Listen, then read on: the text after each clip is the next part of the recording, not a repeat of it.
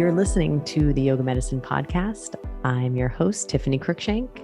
Our podcast brings you information and resources to enhance the therapeutic effects of your practice based on a deeper understanding of anatomy, physiology, and the integration of modern science and research with traditional practices and experiences. Join me and my co-hosts, Rachel Land and Katya Barch, as we dive into all things yoga, research, and wellness. The content of this podcast is not medical advice and is not meant to replace medical care. Please consult your healthcare provider to determine what is best for your unique healthcare needs. All right, we are back and we're here to talk about a subject that I love and hopefully you guys will really enjoy. I know Rachel, actually you were the instigating factor for talking about lymphatics. I know. Yeah.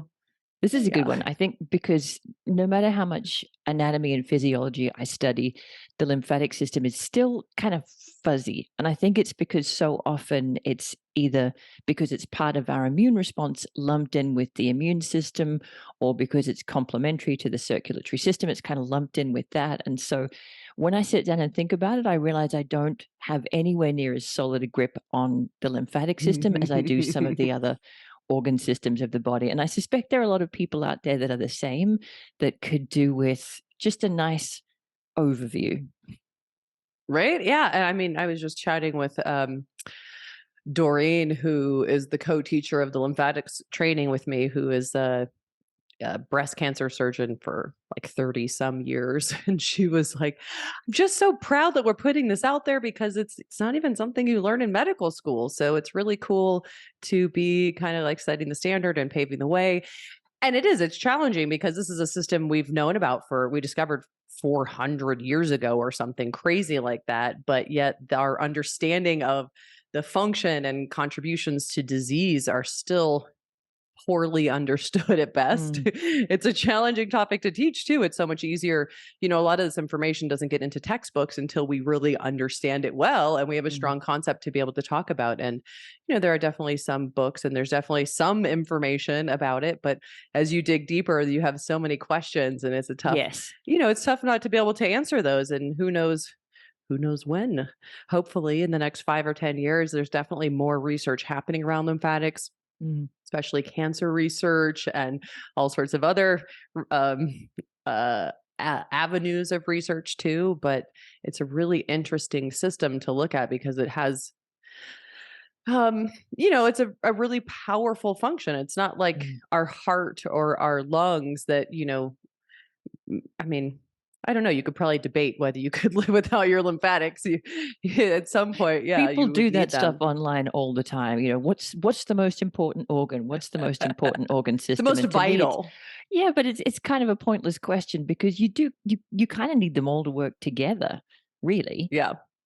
But I mean, even you look at something like the spleen that is often taken out, it's not necessary or required. But imagine you can think of the spleen like the largest lymph node in the body. And so a huge part of our immune response. And oftentimes after the spleen has been removed, it can also alter there are repercussions.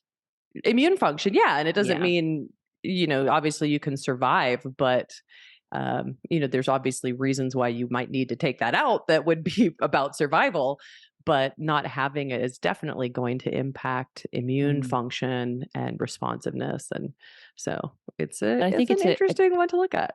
And good for us to talk about in the context of yoga because it's an area that we can really influence with our practice. So lots of ways that people are doing it already, I suspect, without knowing it, and also some ways that we could bring a little bit more purpose and intention to our practice.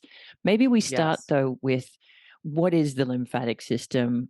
What are its component parts? Start nice and simple, big picture. I like the first thing I like to think about is just thinking about it as the cleanup crew. And oftentimes it's referred to as the second half of the circulatory system because it is kind of the taking back what's left behind by the circulatory system. So not all of the fluid that's left, we've got the arterial flow and the capillaries pumping out fluids into the tissues, and then the venous return isn't taking back all of that fluid. So there's fluid that's left behind, that interstitial fluid in the tissues that's left behind that the immune system is cleaning up, it's also taking back larger molecules like metabolic byproducts, proteins, in the intestines, in the gut. We see also that the collection of fats and fat soluble vitamins as well, which is really important. But I think overall, for our purposes, really thinking about this as a cleanup crew and an extension of the circulatory system, um, is such an important kind of like big picture sense. Mhm. So another thing to consider too is that the lymphatics are like the information highway of our immune system. So the lymphatics are really coordinating these immune responses. I love this analogy of just thinking about it as that information highway of the immune system, because they're coordinating a lot of those immune responses through the immune cells that are living in the lymphatics. So, Mhm. and in the lymph nodes in particular. So we've So I think got, we have a sense of it being a network of tubes, but unlike the circulatory system, where the network is a circle, it's closed. This is an open-ended network of tubes with some pretty important kind of subway stations along yeah. the way. Mm. Yeah, so the lymphatic capillaries start in the tissues there and are taking in that interstitial fluid and proteins and molecules there, and then taking it back through a series of lymph nodes. So we've got the lymphatic vessels that are then transporting that material back to the lymph nodes, and usually they're passing through several nodes on their way back, and then eventually being dumped back into the bloodstream, into with the venous flow, which goes back to the heart. So, and we talk a lot more about the details of that in the course. I think for the purpose of this podcast, keeping it really simple so you get a big picture, and Mm. especially for people who do end up taking the course or do not, like it gives you a nice preliminary understanding, I think, to start with that really big picture instead of Mhm. getting too lost in the nitty gritty details. But think about it as a series of vessels, tubular vessels that are transporting fluid back to the heart, with the venous blood. So it's meeting up with the venous blood, and being dumped back into the heart. And those little lymph nodes are just kind of strategically placed along the way so that that fluid that's getting dumped back into the heart is also getting kind of cleaned out too, so that immune surveillance is killing any pathogens potentially, and mounting responses to that. So I really And you like this analogy by Melody Schwartz. She's a researcher who does a lot of research on lymphatics and cancer. She was a keynote presenter at one of the fascial conferences, and I was just blown away by her presentation. This was probably, I don't know, 5 or 6 years ago now. Um, and I think she has a video on YouTube as well that goes over this. But basically, for our purposes, the general idea is she compares the immune system, like immune surveillance, to kind of a police surveillance. So mm, there's the patrol cars and the detectives that are investigating locally. We've got the local responses, and then they're, is someone hurt? Do they need help? Is there, a terrorist, right? That could be like small, a cat in a tree, or it could be the terrorist situation, or the extreme situations, and then transmitting that information back to the police station to tell, what does it look like? What is it doing? How dangerous is it? So that the police station or the lymph nodes can then coordinate that appropriate response. So those dendritic cells are like the immune cells that are surveying the tissues, and they're using the lymphatic vessels to transmit that information to the immune system or the lymph nodes, that then activate specific immune cells and T cells, like the SWAT team, that are mm. activating the response and telling them what to attack and how dangerous it is. So um, you don't need to remember all. I mean, there's obviously a lot longer conversation when we talk about the immune system, Mm. but just with that kind of basic understanding in mind, you can get a sense of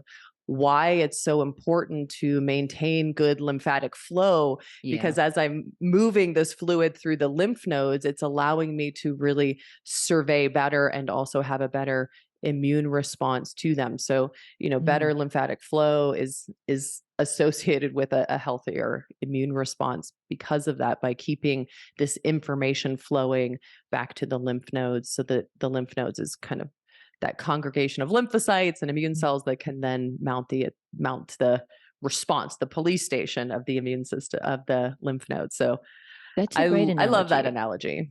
Yeah, and Yeah. I hadn't thought of it that way. I hadn't thought about the communicative sort of informational aspect of it. I was thinking of it more in the cleanup sense and filtration sense. So I think that's really Mm, helpful to give you a feeling for, like most things in the body, it's not straightforward. It's not just one thing. There are multiple roles and interrelationships. Now you mentioned the right. course. So we should say, just for people who haven't heard, that Yoga Medicine have a new course coming out specifically on lymphatics. Yes, I jazz think it'll probably hands. be almost out. It should when this launches, depending on how old this is when you're watching it. Yeah, we're launching it in mid-February, so Mhm. it'll be out very soon. I think after this launches, and yeah, for those interested, whether you're a yoga teacher or just have a keen interest, or a healthcare provider who has an interest in supporting the system, obviously we're focused on the applications within a yoga practice. But as always in all of our courses, we always go a little deeper into the Mm. understanding of the systems so that you really understand the what, why, and how, rather than just giving you a cookie cutter scenario or series of things to do. So it's a really interesting one, I think. So, I'm looking forward to it. It's a yeah, real blind spot for me, so I'm looking forward to learning more. And you mentioned if the yeah, system isn't functioning well, that one of the impacts could be a diminished immune response. What about the fluid that can accumulate in those yes. interstitial spaces? Yeah.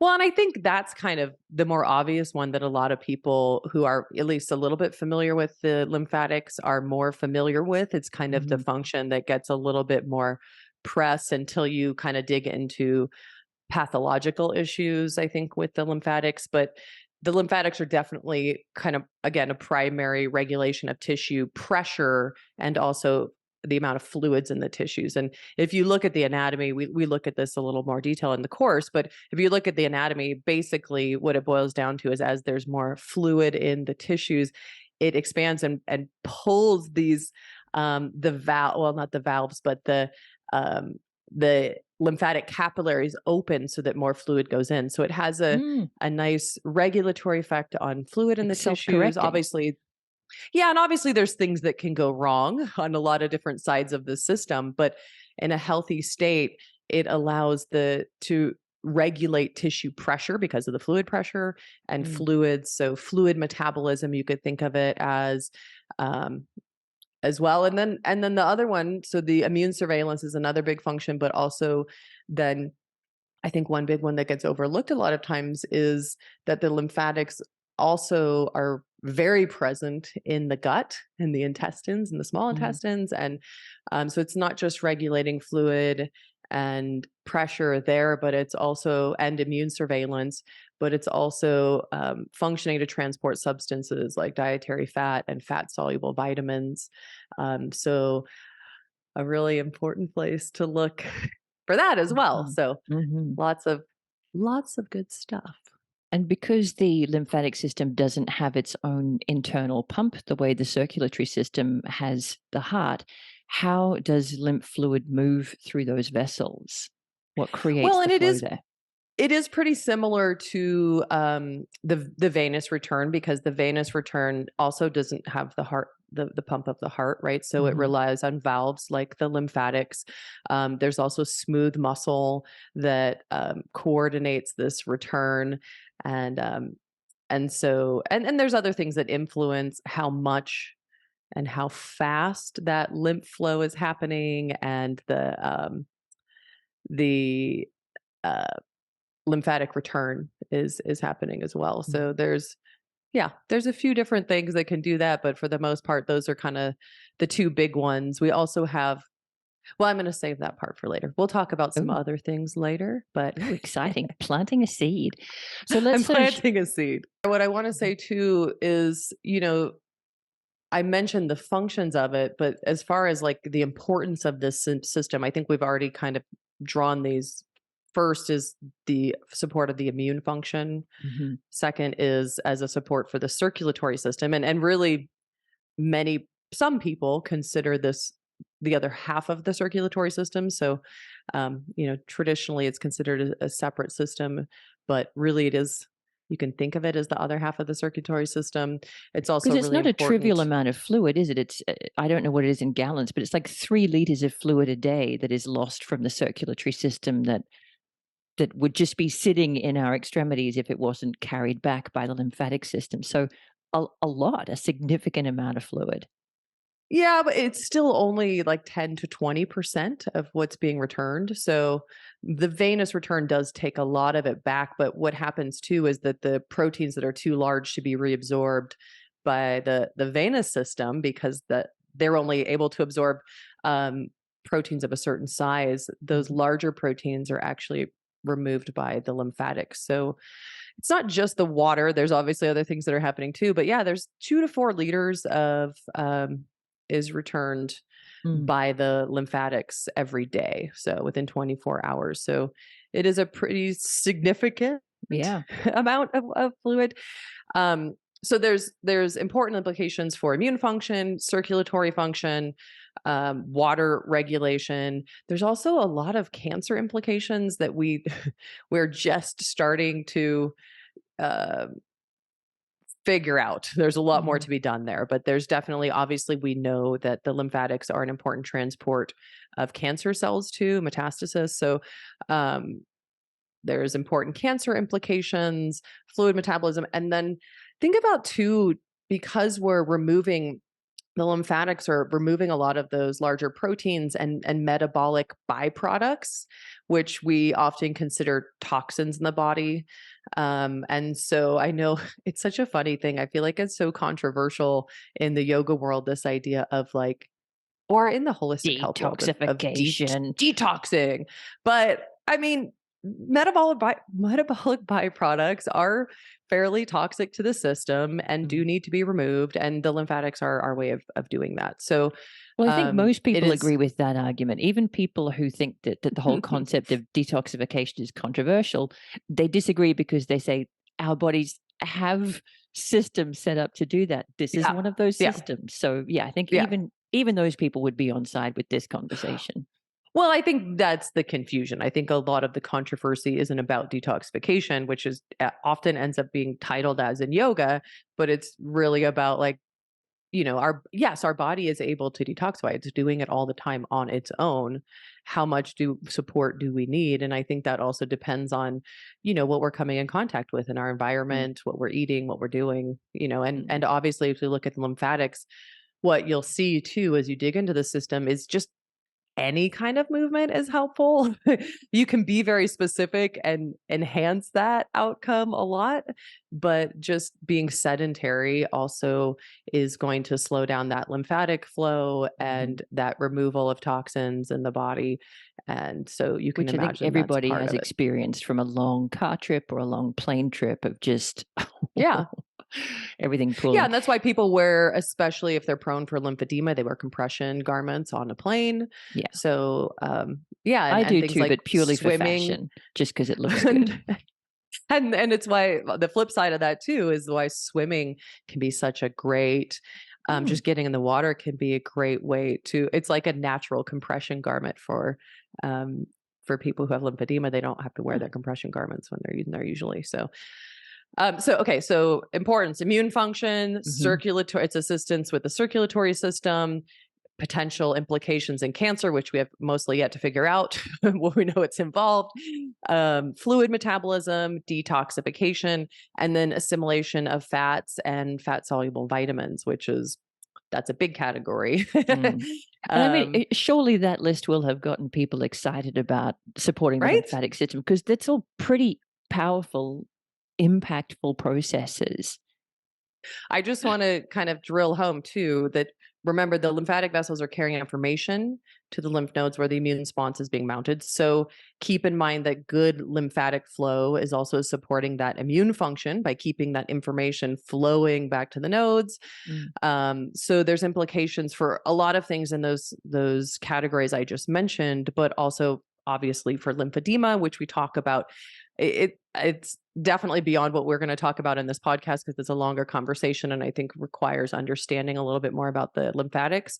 But Doreen, again, our breast cancer surgeon, is going to be talking about lymphedema in the course, and There's a And lot she of mentioned a implications for little that. in her podcast episode as well. So we can link to that in the show notes for people who'd like to get to know Doreen a little better and hear some little tidbits about lymphedema too. Awesome. Yes. And then the last thing too is there's also implications for inflammatory bowel diseases. There's Mm, a lot of implications for this work, obviously, if you think about all the categories I just mentioned mm, previously, but there are some interesting implications for inflammatory bowel diseases.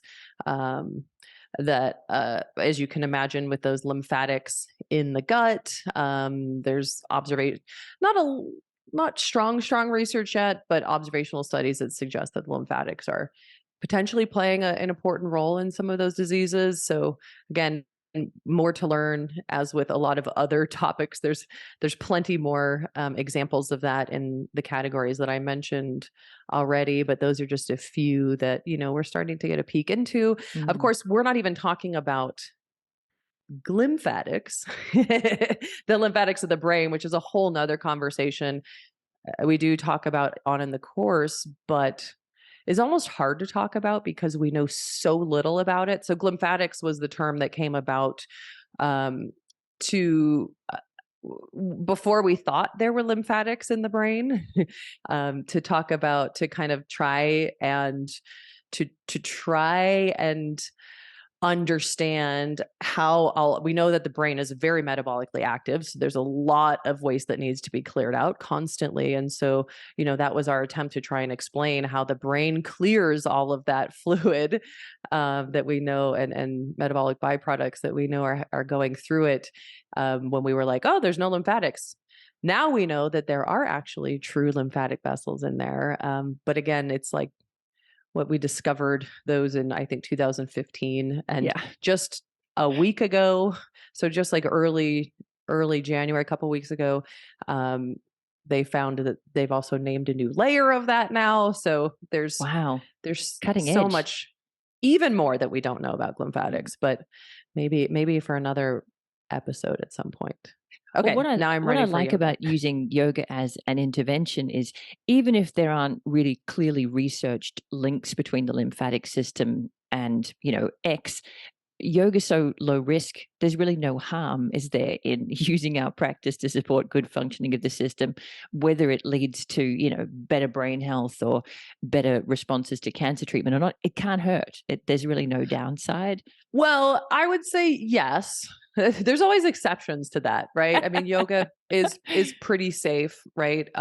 For people with lymphedema or tendencies toward lymphedema, or who have pathological changes to their lymphatic system, sometimes it can be problematic if the Mm, if the system's not able to handle an increased lymphatic load.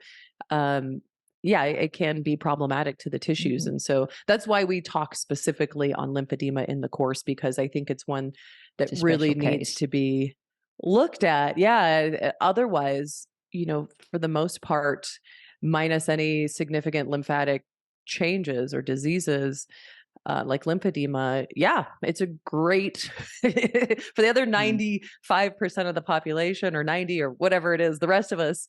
Um, it's very helpful to mm, enhance that, and kind of controversial too around that in the cancer world. So I would say there's still mixed opinions on, I've heard from some specialists or researchers that they believe that enhancing lymphatic flow is always important, and others in the cancer slash lymphatic world that believe you should be really careful when someone has cancer because they're mhm, afraid of metastasis. mm, So I would say any local work when someone has cancer, you should always err. Our job is to always err on the safe side. So mm, until we know more, we're always just being cautious with cancer, especially locally. mm, So, like, for instance, if someone's got breast cancer or going through breast cancer treatments, you might avoid that armpit area. However, as yoga teachers, I think it's always our job to defer to the doctor. And when someone is at risk for lymphedema or has lymphedema, they're hopefully 90% of the time well armed with good information about what they should and should not do. Mhm. And there actually is good information now. It used to be really shying away from exercise. They would say, you can't lift more than 10 pounds. And now that research is very outdated. And in fact, it's doing more, moving more has actually been shown to have better outcomes. Mhm. And obviously, just like any endeavor, you want to progressively load the tissues and not Mhm. just overload them. The other But thing that Doreen mentioned that yeah, I found really reassuring was, even if you're unsure in terms of specific poses or asana, diaphragmatic breathing, breathing a little more deeply, using yes, getting that abdominal movement going, getting that deep pump working was something yes. that she recommended. And I feel like even if we set aside its influence on the physical body, the influence on the nervous system is going to change your responses and reactions, and your perceptions and how you feel. So even if we're unsure in Well, terms of poses and practices, we can always breathe. yes. Well, and there's two sides of that. Like the breath is obviously influencing the nervous system, and we know that the lymphatics are innervated. And so there is sympathetic influence on the lymph nodes and the lymphatic function. So, um, yes, definitely the nervous system side of it. However, the breath is a really interesting thing. And I agree. If we're saying, okay, do no harm, this person has or is being treated for cancer, or has been treated for cancer in the past, or maybe they're at risk for lymphedema or have lymphedema, Mm. the breathing can be a really safe modality to use. We breathe every day. We have to do it anyways. So, Mhm. but what's interesting about the breathing, so if you look at the pleural cavity or the chest cavity, we've got a separate container from the abdominal cavity. And what's interesting about these two cavities is that when we look at the pleural, or the cavity of the chest, we have a negative pressure in that. And that's what pulls air in as our diaphragm contracts and pulls downward. We have positive pressure in the abdomen that the fluids and whatnot are creating in the abdominal cavity.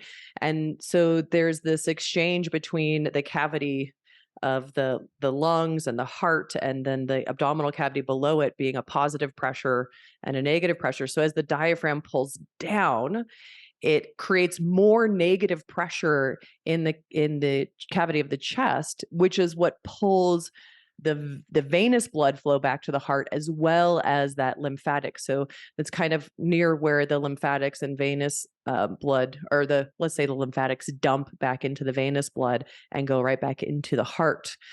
And so that negative pressure that's created on the inhalation is really what helps create like a vacuum, and it creates more of that negative pressure as we inhale and pull the diaphragm down, and pulls more of that venous blood and lymphatic fluid back to the heart. So just deep breathing. In fact, think about this while you're listening to this. If you were to take a few deep breaths and really slow down your breath as much as you can, slow down that inhale, and just imagine each time you inhale this negative pressure that's increasing and increasing as the diaphragm pulls down and the chest cavity expands. It's pulling down, it's drawing air in, and it's also not only drawing air into that vacuum, it's drawing venous blood back in with that lymphatic fluid in it. And so I often like to think about not just emphasizing inhale, but the suspension of inhale for this one. Mm. So maybe a 6 count inhale and then a 6 count pause.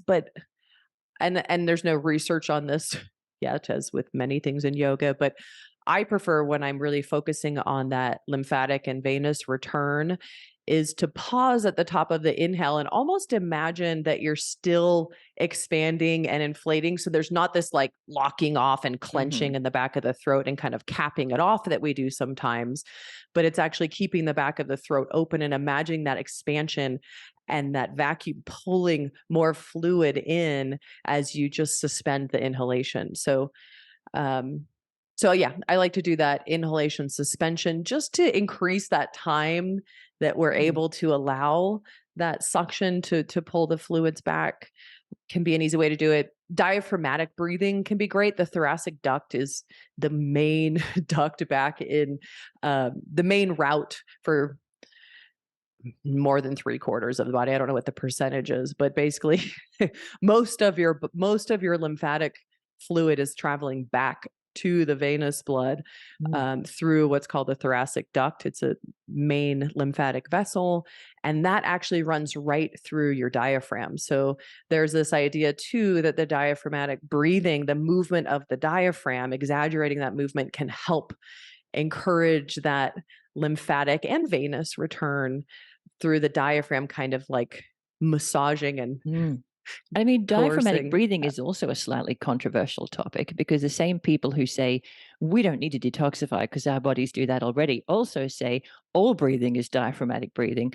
But yes, what we mean here, though, is using less of the accessory muscles up around your neck and your upper ribs and really letting the breath unfold from deep within. Well, and think about this. I mean, for those of you who are watching this on YouTube, imagine too the diaphragm. I've got my palm just flat, and imagine the vessel going through the diaphragm. If I just have a little bit of movement of the diaphragm, it's not quite Not the much is same happening. massage effect as if I'm actually trying to get full or better movement of the diaphragm to facilitate more of that kind of massage like effect of Mm. encouraging that venous and lymphatic return too.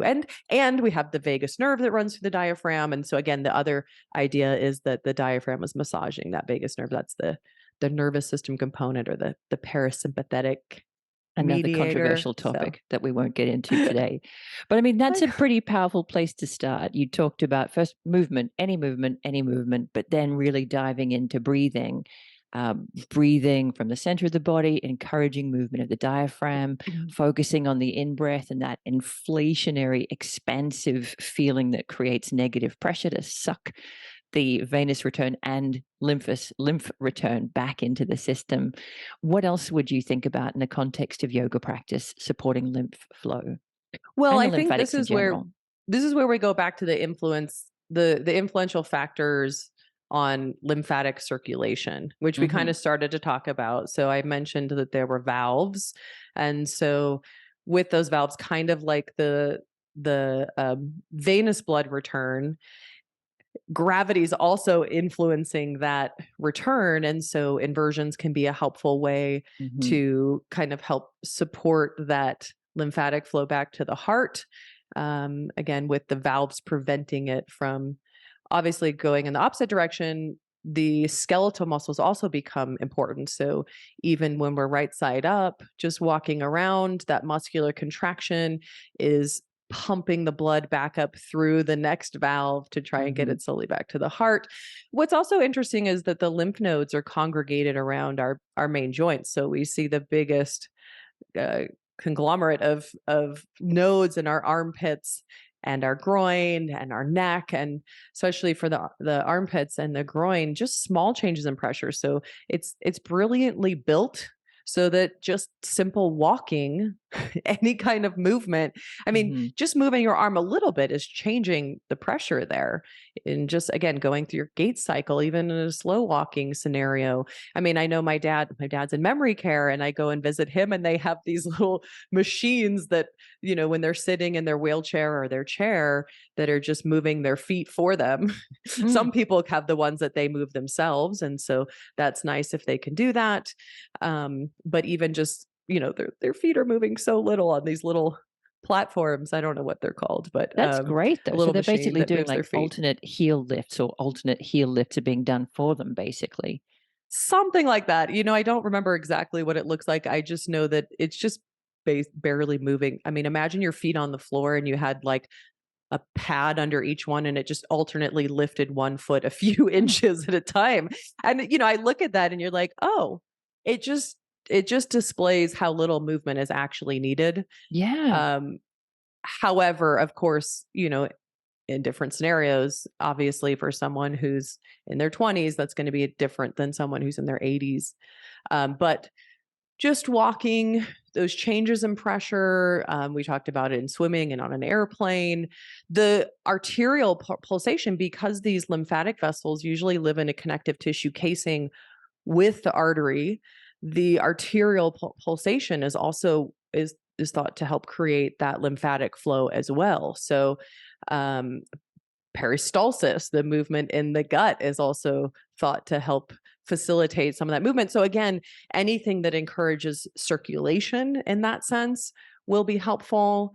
So any kind of movements, skeletal muscle contraction, inversions, walking, respiration, because think of respiration, like I mentioned before, as kind of the central pump to the Mm. whole system. And there's this idea too that, in order to, and this is kind of one of the big tenets too, when we look at sequencing in detail, in order to uh, emphasize or encourage this lymphatic flow, we have to first create an exit. And so the exit route is that central pump.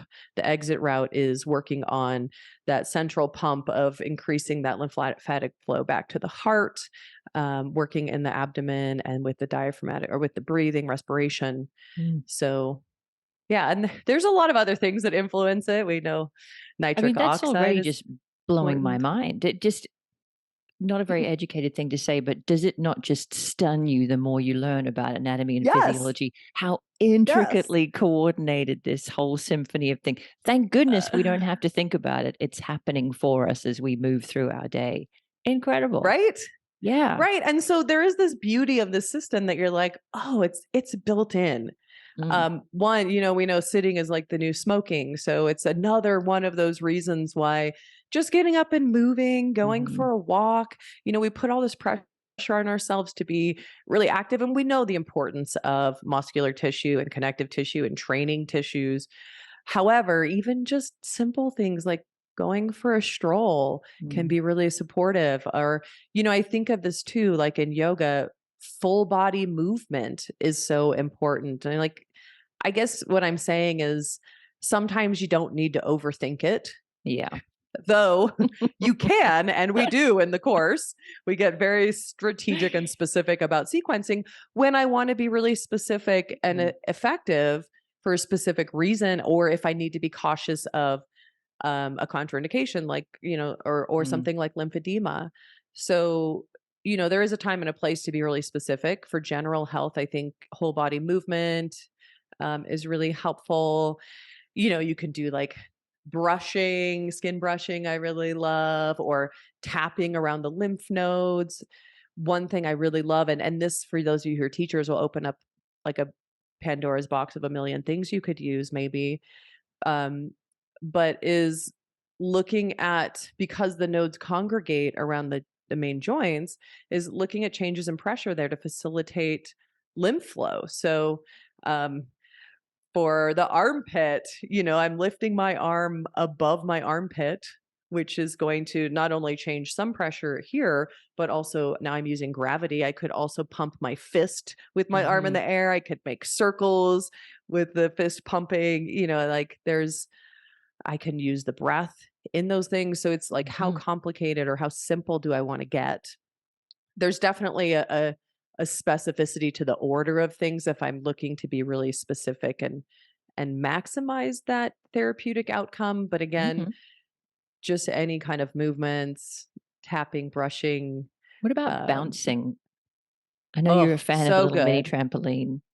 Just a great way, because we know with lymphatics, like for those of you who are body workers, again, there's research that is really helpful to this. Obviously, there's still more that we need to do too, but research suggests that the lighter touch and the gentler work that we do is also potentially more helpful here. Yeah. That's not to say that like the big aggressive movements aren't still pumping lymph, but the rocking and the more gentle pressure is really helpful, because most of this lymphatics, especially the stuff that we can intervene with, are right beneath the skin. Mhm. So there's the deep layers that are kind of beyond our potential, although we can definitely access the ones in the belly. Um, I'm glad you mentioned this because people talk about lymphatic massage or lymphatic drainage massage. And I think there's a misconception that that is super aggressive, really deep getting in there. But skin brushing, you demonstrated before for people who are watching just the lightest little fingers brushing on the skin. yeah. Like most things, we tend to overdo, and really subtlety can be so powerful. Yeah, and MLD, manual drainage, uh, MLD, manual lymphatic drainage, um, is a really well refined system. If you have lymphedema, I really recommend seeking out someone who's trained in it. And it's a very, very specific technique, very specific sequencing. It's also individualized based on what's going on with you. Um, but it's probably not something you would enjoy that much if you didn't really need it. And again, it is a system that's built to keep For a going. purpose. So, you know, if you're moving and active, you don't need that. But there are Mhm. definitely therapeutic instances where it can be helpful even without lymphedema. Maybe you just want some support for your immune system or fluid metabolism or, you know, any of the other things we've talked about. So, yeah, and so then when we look at like MFR work, again, this idea that lighter touch is more helpful. So a lot of times like body weight on a myofascial ball, you know, probably isn't going to be as helpful, though I think just still stirring up circulation. We know that Mhm. circulation is helpful. So the lighter stuff, the abdominal work we do, again, as that central pump and the all of the lymphatics. There's so many lymphatics in the gut. Mm. So definitely deep, that's deep. So doing deep work there, like with a towel or a roll or balls in the abdomen are a great way to stimulate the lymphatics there. And Definitely an again, acquired taste. to potentially work with those inflammatory bowel diseases, Mhm. like Crohn's and IBS and things. So yeah, lighter MFR work, the tapping, Mhm. using our hands a lot of times, I think for the lighter work is really helpful. But again, I none of mean, that that's a replaces huge list. That's manual. such a huge list of different ways we could support this system, many of which we're already doing in our practice. You know, we started talking about breathing, diaphragmatic breathing, inhalation, and that expansive and open throated retained inhalation. We talked about movement, just general movement, any movement, but also whole body movement, also movements that change pressure around the regions of the body where the lymph nodes cluster, like the armpits, the groin, the neck. Um, you talked about myofascial release and having that light touch, bouncing, rebounding, tapping. What have I missed? Inversions, changing our orientation to gravity to assist the one way valve system, bring the lymph back to the chest.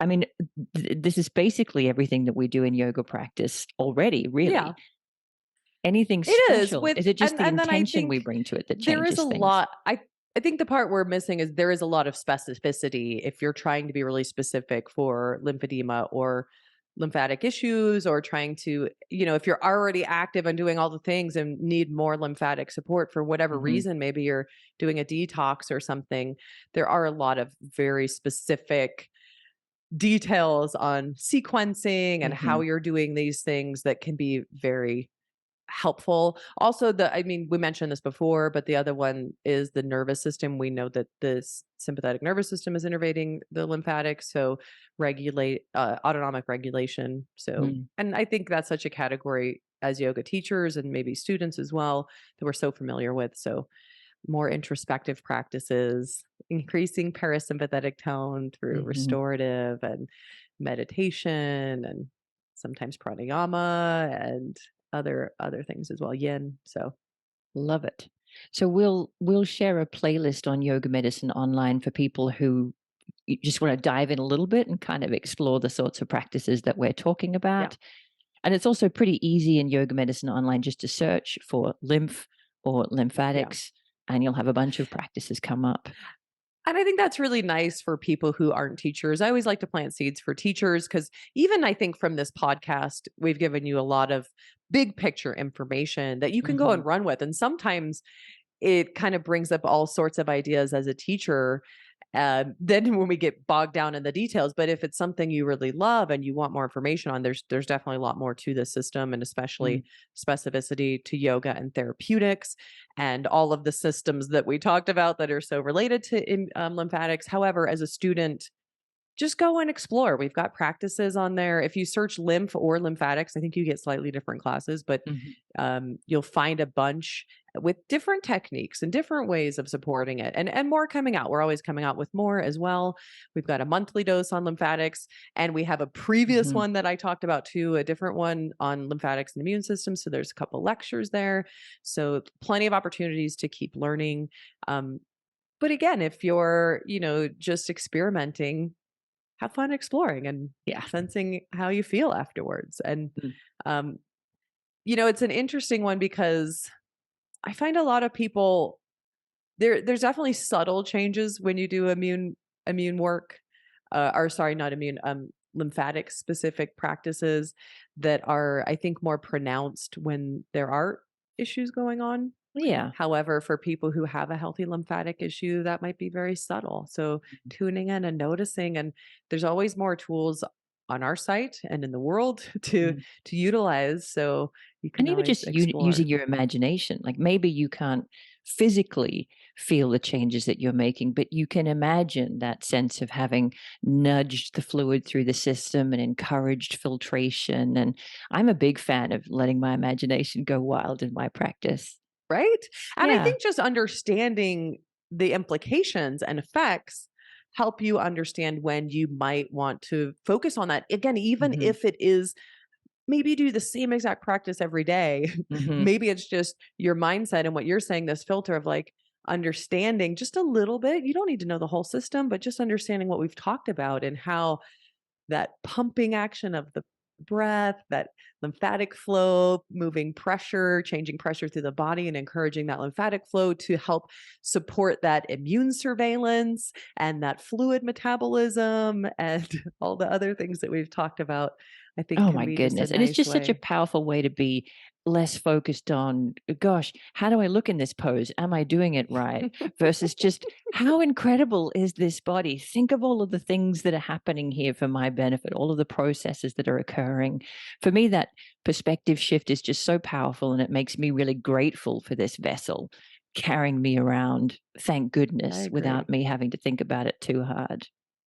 I agree. And I think Mm. it's so cool that we can tap into these things in a yoga practice without needing a lot of fancy tools or equipment, Hmm. and be able to give people a little bit of information to help them, maximize the effects of their practice too and Mm. the subtleties. So, yeah. For people who do So, want the nitty-gritty and wanna learn much more about the detail and some more specific sequencing, tell us a little about the lymphatics course. oh, yes, the course. Well, Da-da-da-da. well, I think we've alluded to a lot of it already. So we go into a lot of the detail on the specific anatomy of the lymphatics and how they work, and also the circulation through the lymphatics, as well as common dysfunctions, specifically lymphedema Mm. and implications for that. And then really looking at the yoga implications in detail. So we go into a lot more detail of how to specifically sequence to influence and optimize the lymphatic flow and contraindications and whatnot. And what I love about this program, this one we're testing out is a little different than our other online ones where it is all live. So we're Ooh. hopefully giving you some more support, kind of more like you would take a university course online where you meet every week and you keep adding on. And so it'll be live and there will be opportunities for questions, although, there's a lot we don't know still. Mhm. So I'm sure there will be questions that we don't have answers to yet, which is fun. I mean, we get to live in the mystery, and I love to be ahead of the curve and be using and applying this information in a safe and relevant way before we have all that. Because if we wait, I mean, research is great, but if we wait till we have all the research, we're not going to be doing anything for a very long time. No, And especially given research that we takes. discovered this system 400 odd years ago. Let's not wait another 400 years. Well, I have faith that our rate of research on this system is speeding up because there are so many interesting therapeutic implications as we've talked about. So um, hopefully it'll pick up and we'll Mm. get more in another 10 or 20 years and I'm maybe excited write a for the new course course. then. Yeah, Yeah. looking forward to it. What would you leave people with as takeaways, the most important kind of points to remember and retain from this conversation? I feel like it's a time in the world now where there's always more things that you need to be doing. There's always another list, which is great. We've talked about this actually recently. Like, it's great. It gives people accessibility to, like, if you have back pain, try these 3 things, but it can start to feel like a to-do list for our Yeah. health and wellness that we have to do and take and all these things. And so one thing I'll leave you with is, like, it's a beautiful system. It's built to thrive. And obviously, there's always times we need to intervene and help out. But even just keeping active, thinking about it on your yoga mat, like, it doesn't always have to be overthought, though it can be if you want Mhm. to. Like, enjoying the preciousness of this system, the brilliance of the system that's doing so much all the time to help us thrive. So, I love that. I really do. Don't make this item 35 on your to-do list for today. Look after my 3,500. lymphatics 3,500. Yeah, your to-do list is bigger than mine. I'm less ambitious. That's awesome. I love it. I'm excited for the course, and I'm excited for the information that you've shared today. Thank you very much. Yay. Thank you, Rachel. It was a great chat. I Yeah. look forward to seeing everyone in the Next course time. and our next episode. Woohoo! Thank you, everyone.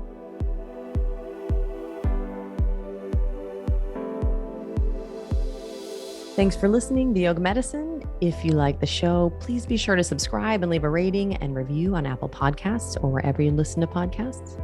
And if you got something out of this episode, please spread the word and share it with a friend. You can find more information, articles, trainings, and classes at yogamedicine.com, or check us out on social media as Yoga Medicine. You can also email us at info@yogamedicine.com. Thank you for being a part of our Yoga Medicine community. We look forward to seeing you again. The content of this podcast is not medical advice and is not meant to replace medical care. Please consult your healthcare provider to determine what is best for your unique healthcare needs.